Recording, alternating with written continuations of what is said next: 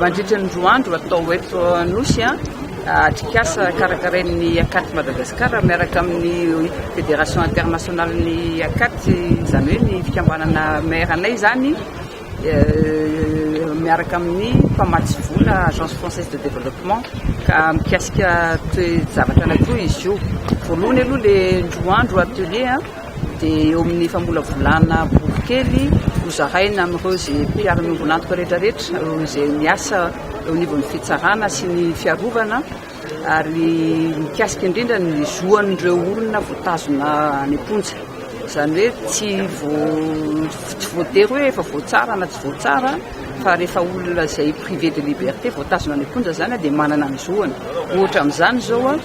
ny alavan'ny fitazonana azy any am-ponja, ohatra amin'izany ny zoany amin'ny hoe tokony hovanginy havany, ny zoaka-piaro, ny sakafo tokony hohaniny, ny haben'ny toerana tokony hipetrahany, zany rehetrarehetra zany atao hoe zoan'ny voafonja zany. Ka iarahana amin'ireo mpiara-miombonantoka rehetra lazaiko teo fitsarana, mpitsara, greffier, avocat,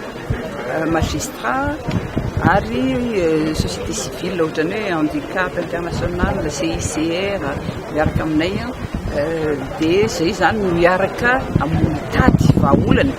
sy amolavola boky izay hozaraina manerana Madagasikara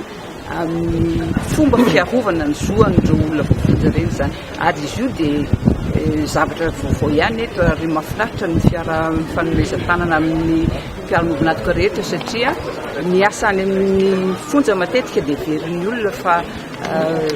zavatra tsy dia tokony atao loatra, nefa ny tokony hofantarina dia aty amin'ny tany mahantra ohatran'ny Madagasikara dia ny olona tena mahantra no matetika voafonja, fa ny olona manana matetika tsy tafiditra any, ary tena sahirana tokoa eo anivon'ny fonja ny olona voafonja eny, fa na dia mbola tsy voasazy ary izy.